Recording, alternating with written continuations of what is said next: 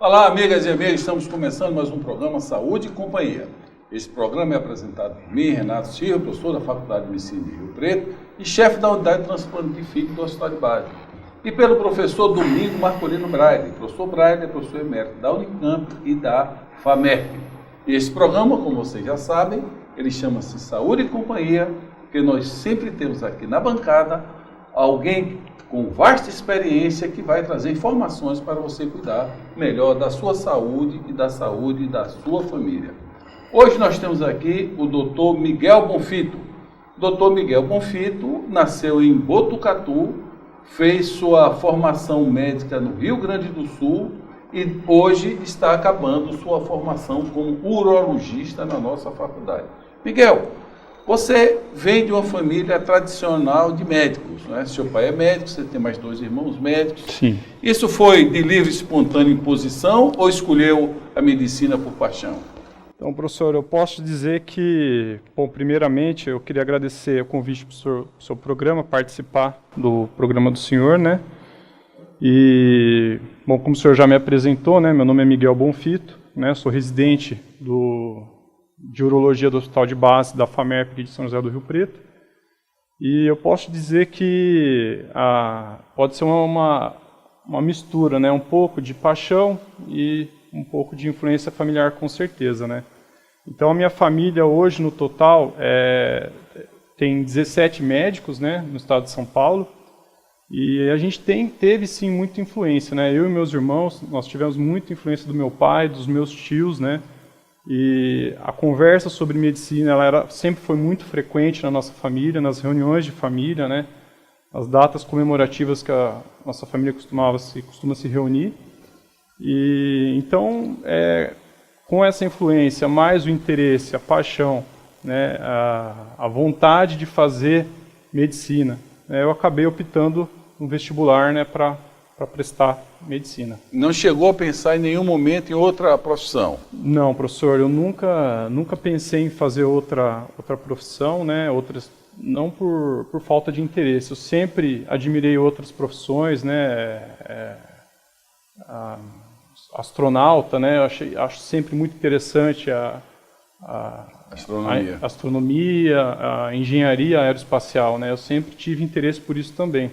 Só que foi mais forte a medicina, né? Então eu acabei optando mesmo por medicina. Sua família é de Botucatu? Seu pai é de Botucatu ou ele formou e foi trabalhar em Botucatu? Bom, meus pais, eles não são de Botucatu.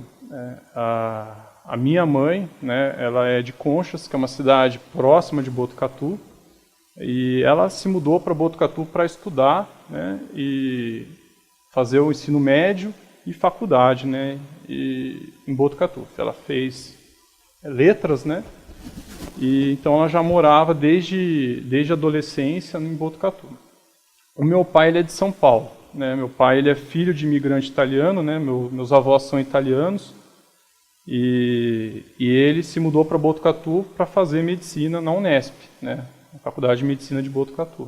Os teus tios formaram onde? Formaram São Paulo também? Todos os meus tios da parte do meu pai são médicos, né, e eu tenho 2 tios formados na Faculdade de Medicina de Jundiaí, eu tenho uma tia formada na USP de Ribeirão Preto, uma tia formada na Escola Paulista de Medicina, e uma outra tia, né, 6 filhos, né, meus 5 tios, né, formado na Unicamp. Né. Estão todos aqui no estado de São Paulo? Todos no estado de São Paulo. Ô, Miguel, como é que foi a tua opção de fazer a Faculdade de Medicina na Universidade Federal de Porto Alegre? Bom, professor, assim, quando a gente vai prestar a medicina, né, a gente já tem um conhecimento que é um vestibular extremamente concorrido, né? É um funil que, sinceramente, não exige só você estudar, né? Você tem que ter muitos outros fatores, né? Inclusive sorte, né? Para cair aquilo que você sabe, né? Aquilo que você mais estudou durante o ano. Então, nessa trajetória do ano, você acaba se informando das principais faculdades de medicina do estado de São Paulo e do país, né? No caso, eu tinha já me informado, eu já tinha conhecimento por amigos do meu pai, né, de profissão, sobre a Universidade Federal do Rio Grande do Sul, né, que é uma faculdade, quando eu cheguei lá, ela já era uma faculdade centenária, né, com muita história, tradição, reconhecida pelos profissionais e contribuição científica, né. Então, isso que me fez acabar prestando o vestibular da Universidade Federal do Rio Grande do Sul e optando por estudar lá, né. Já teve um impacto, eu sou migrante, né? Eu sou nordestino, estou em São Paulo. Certo. Quando eu cheguei para fazer meu doutorado, minha pós-graduação na Unicamp, foi um choque. Você muda de estado, de repente, você sai da Bahia, está no estado de São Paulo e tem uma mudança de hábitos, de costumes, etc. Você sentiu esse impacto quando você mudou para o Rio Grande do Sul ou foi tranquilo? Então, professor, isso é uma boa pergunta, né? Quando sempre você vai para um lugar distante daquele lugar que você nasceu e cresceu, você sente essa mudança, né? Essa mudança de cultura e tal, né? E isso é mais importante quando a gente fala de Rio Grande do Sul, né? Que é um local, né, que tem uma história já, né? Uma cultura, né, enraizada deles, né? A própria história deles fala por si só.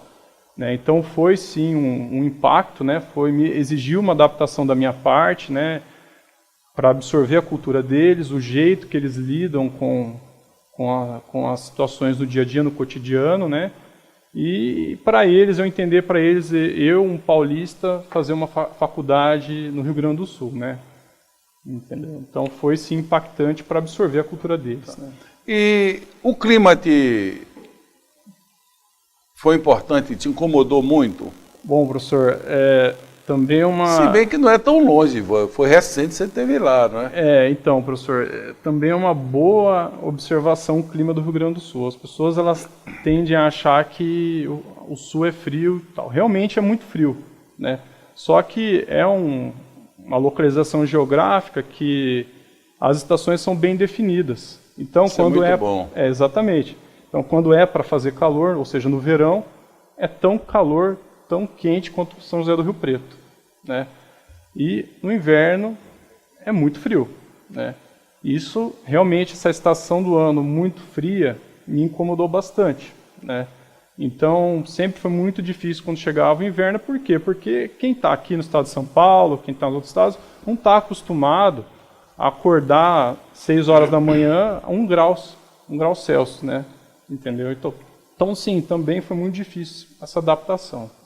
Bem, nós estamos conversando aqui com o Dr. Miguel Bonfito, nós vamos fazer um pequeno intervalo e na volta eu quero que ele explique o que é fimose e como se trata a fimose. Por favor, não mude de canal.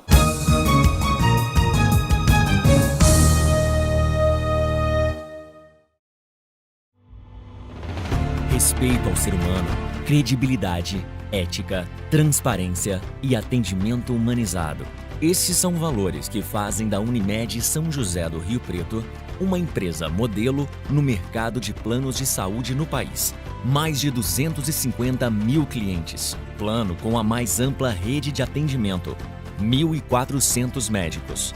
Primeira cooperativa do sistema Unimed a conquistar o selo de acreditação em qualidade concedido pela ANS e atualmente reacreditada com nota máxima. Uma das 150 melhores empresas para se trabalhar.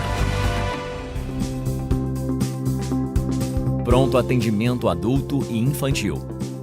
Unidade de vacinação. Farmácia. Central de quimioterapia. Centro de infusão. Unimed Lar. Clínica Lar. Medicina preventiva. Núcleo de atendimento multidisciplinar. E central de vendas com escritórios em Rio Preto, Jales, Olímpia e Mirassol. Tudo em um ambiente que conta com total sustentabilidade social e ambiental. A vida é feita de planos e o nosso é sempre estar ao seu lado. Cuidar de você. Esse é o plano. Unimed São José do Rio Preto.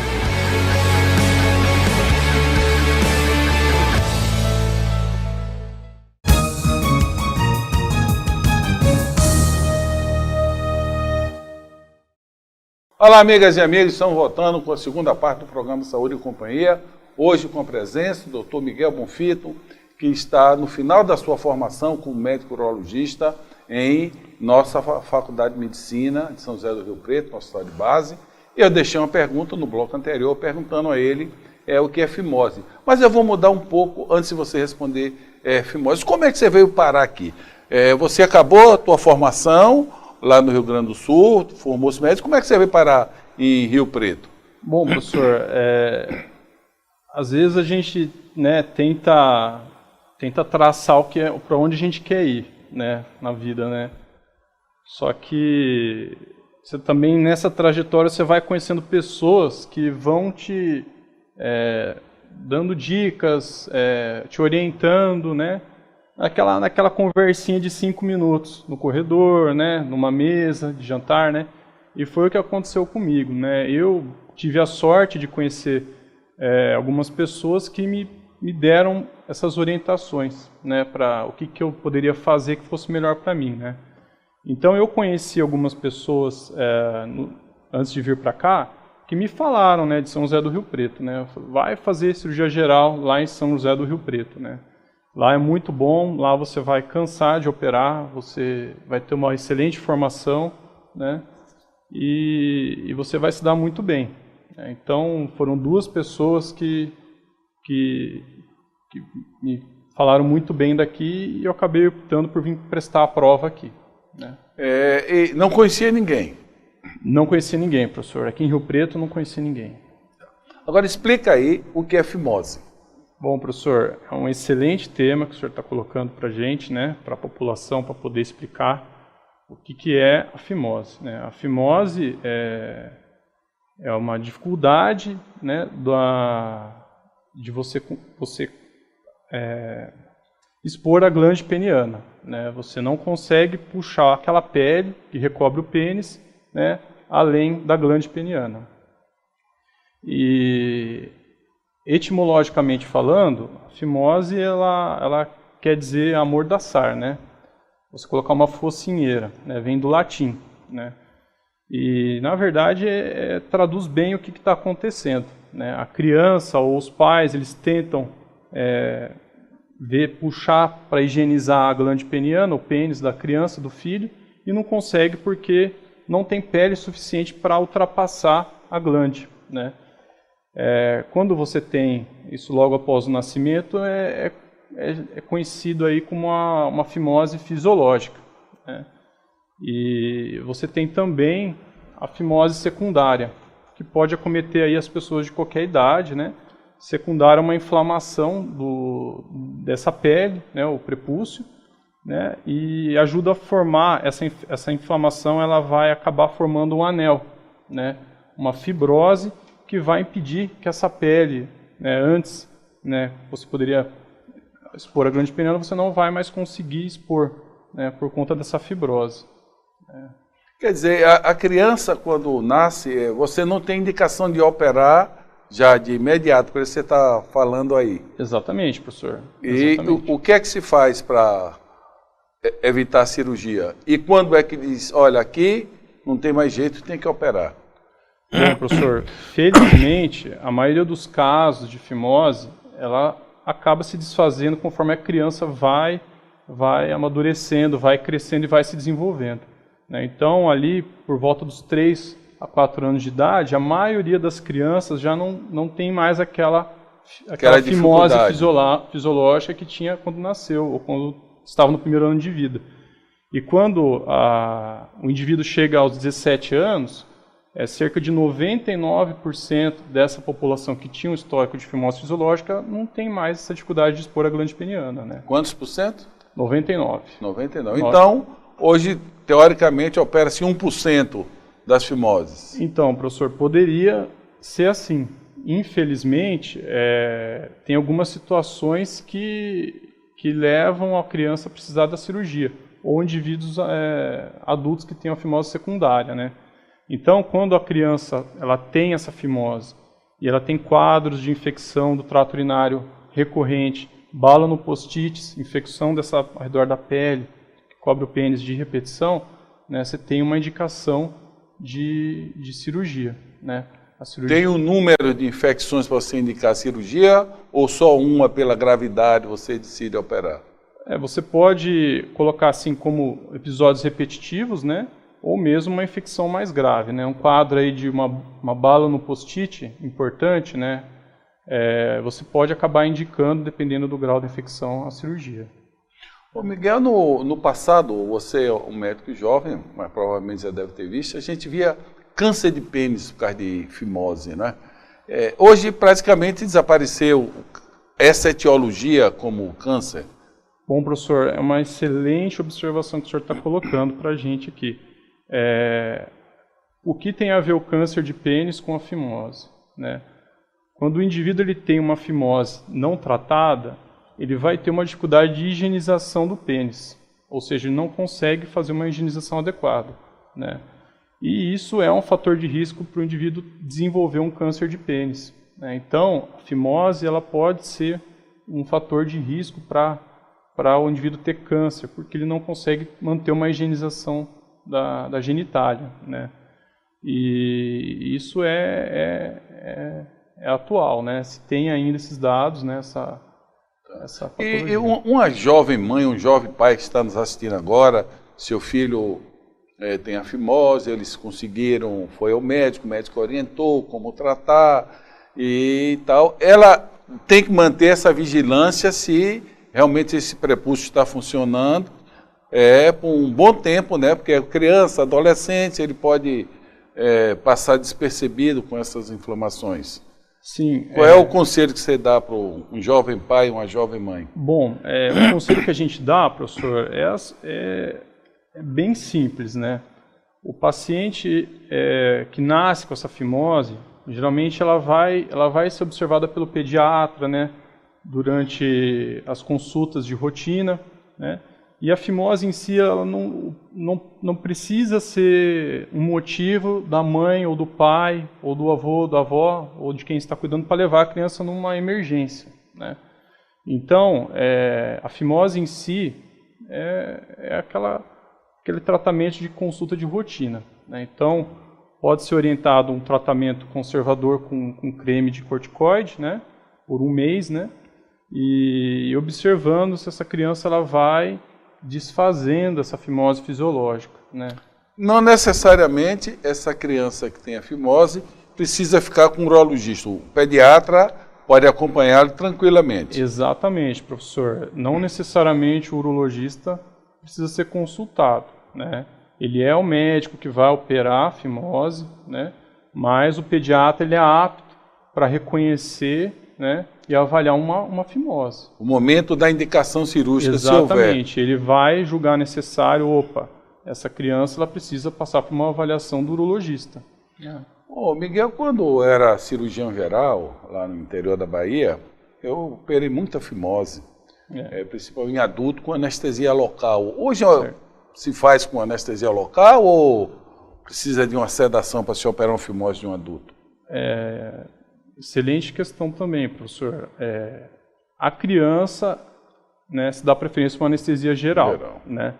O adulto, nós fazemos a cirurgia de correção da fimose no ambulatório, né, com anestesia local, um bloqueio peniano, não precisa de sedação e o paciente ele não sente nenhuma dor, né? O procedimento ele é rápido, né? Feito o procedimento, né, em menos de 1 hora, ele está liberado para ir para a casa dele, né, e ficar de repouso. Quando faz ambulatorial, é isso aí. Ele vai no ambulatório, ele opera e volta para casa. Não precisa de internação, custo baixo, o que é mais importante, o paciente não tem dor. Mas nós vamos fazer um pequeno intervalo e depois o Dr. Miguel Bonfito vai falar aqui para nós sobre câncer de próstata. Como é que você deve se prevenir para ter um câncer de próstata? Para não ter um câncer de próstata. Por favor, não mude de canal.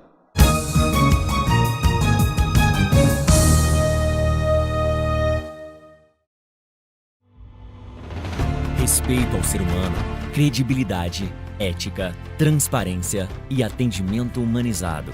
Esses são valores que fazem da Unimed São José do Rio Preto uma empresa modelo no mercado de planos de saúde no país. Mais de 250 mil clientes. Plano com a mais ampla rede de atendimento. 1.400 médicos. Primeira cooperativa do sistema Unimed a conquistar o selo de acreditação em qualidade concedido pela ANS e atualmente reacreditada com nota máxima. Uma das 150 melhores empresas para se trabalhar. Pronto atendimento adulto e infantil. Unidade de vacinação. Farmácia. Central de quimioterapia. Centro de infusão. Unimed Lar. Clínica Lar. Medicina preventiva. Núcleo de atendimento multidisciplinar. E central de vendas com escritórios em Rio Preto, Jales, Olímpia e Mirassol. Tudo em um ambiente que conta com total sustentabilidade social e ambiental. A vida é feita de planos e o nosso é sempre estar ao seu lado. Cuidar de você. Esse é o plano. Unimed São José do Rio Preto.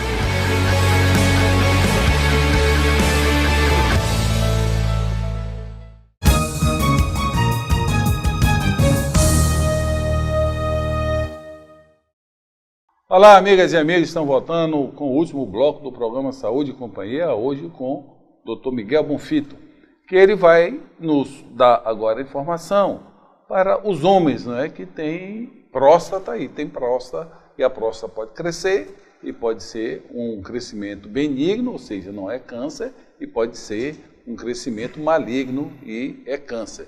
Quando é que deve começar a pensar no câncer de próstata no adulto? Bom, professor, esse é um dos temas principais da urologia, né? O câncer de próstata. Quando pensar no câncer de próstata? Então, é uma pergunta interessante, né? E que a gente tem que ter em mente, traz aí para a gente ter em mente o que é o câncer de próstata.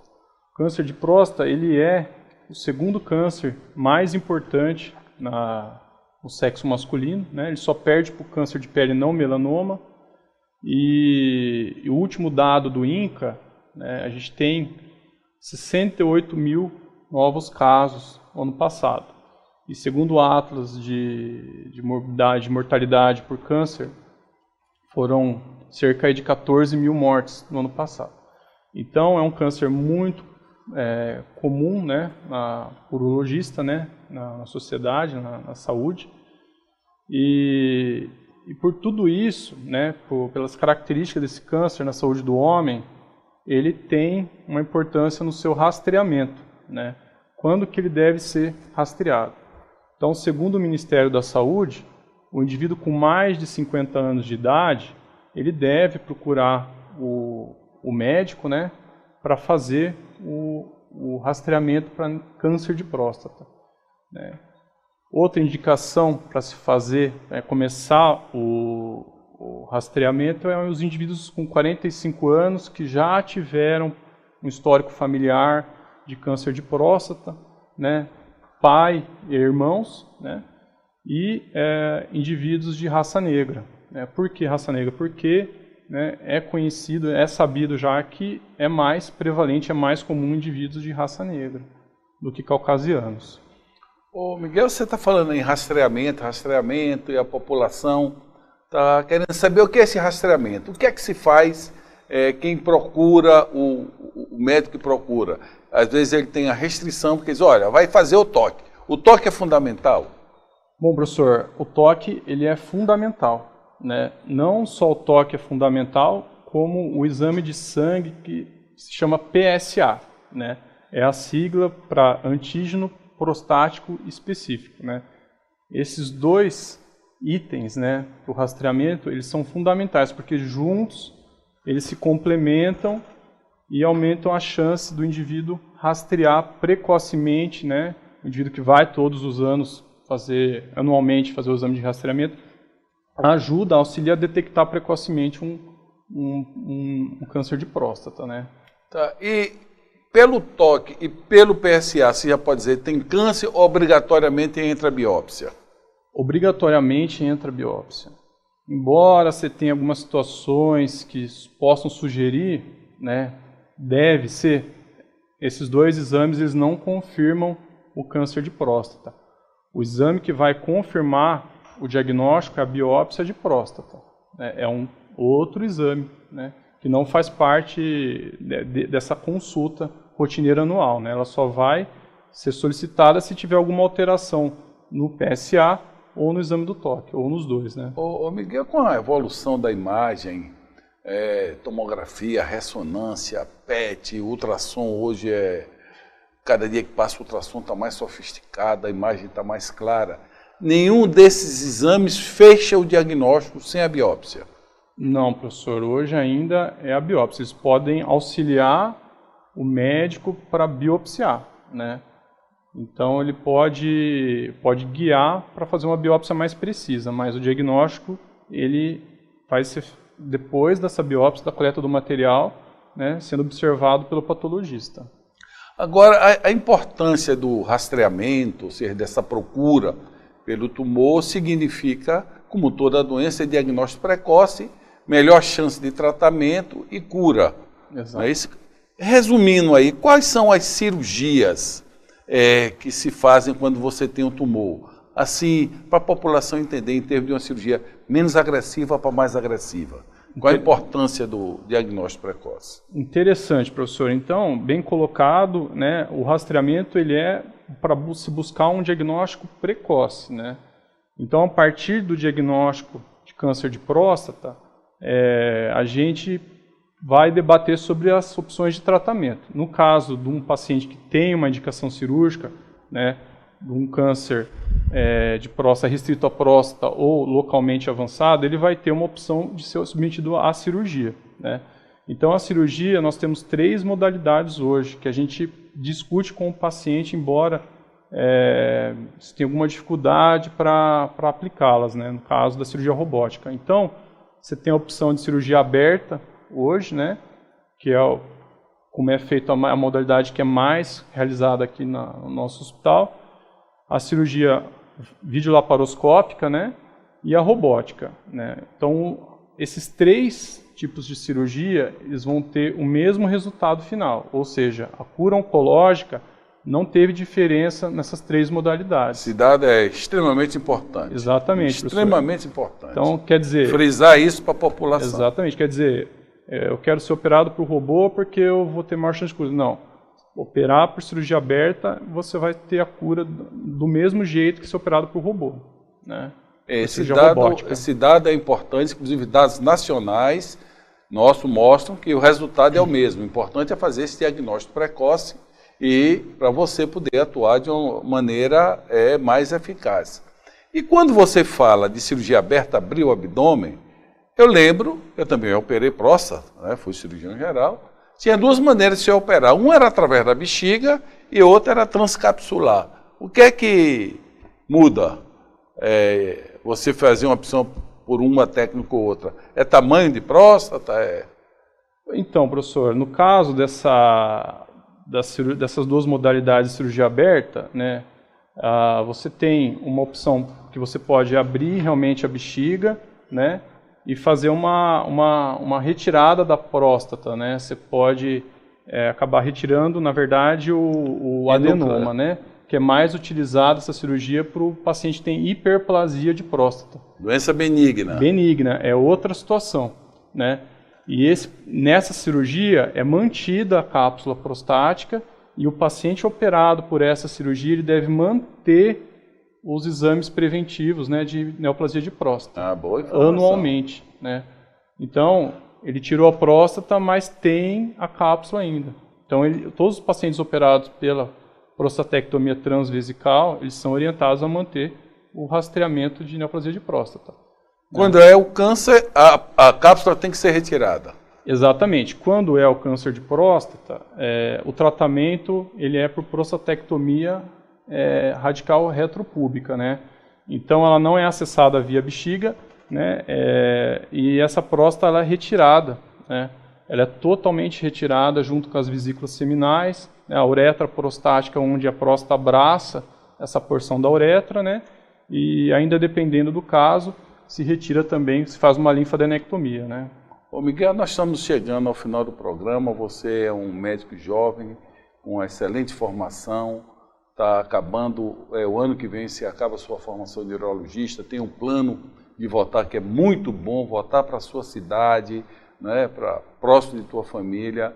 Qual a mensagem que você deixaria para um jovem que está aí pensando em ser astronauta ou ser médico? Nós temos um astronauta agora que é ministro. Isso, não é? Boa observação. Qual é como é que você convenceria um jovem médico a seguir a carreira médica? Bom, porque professor, a formação sua, da maioria dos médicos, você vai estar pronto com 11 anos de estudo, não é? Isso. 6 anos de medicina, mais 2 de cirurgia geral, mais 3 de urologia. Como é que você convence? Bom, professor, isso acho que os jovens hoje eles têm que sentir, né? Tem aquela coisa que ele tem que se sentir aquela para ele poder decidir, né? E é possível, né? Qualquer pessoa que queira seguir eu quero fazer medicina, eu quero ajudar as pessoas, ou eu quero fazer alguma outra parte dentro da medicina, é importante que essa pessoa ela saiba que é possível, né? E sempre ela, né, sonhando, acreditando, ousando, né? Muito importante você tentar, né, saber lidar com as situações de fracasso e sucesso, né? E tendo fé, né? Acho que é isso que é mais importante, né, para seguir em frente, né, professor? Bem, nós entrevistamos aqui Miguel Bonfito, eu vou só relatar, nós tivemos o ano passado, em 2006, um caso muito raro na nossa unidade, ele estava passando conosco, e ele fez questão de nós escrevermos esse caso. Né? Quando você tem um caso assim especial, você publica, chama Case Report, e nós escrevemos esse caso. Foi publicado em 2017, para surpresa nossa, já tem várias citações, ou seja, outros pesquisadores citaram nosso trabalho, e o que é mais importante, esse Case Report, o relato desse caso nosso, foi escolhido em Amsterdã, na Holanda, como os 10 casos mais importantes citados no mundo, isso graças ao trabalho do Dr. Miguel Bonfito. Até a próxima semana, paz e saúde a todos.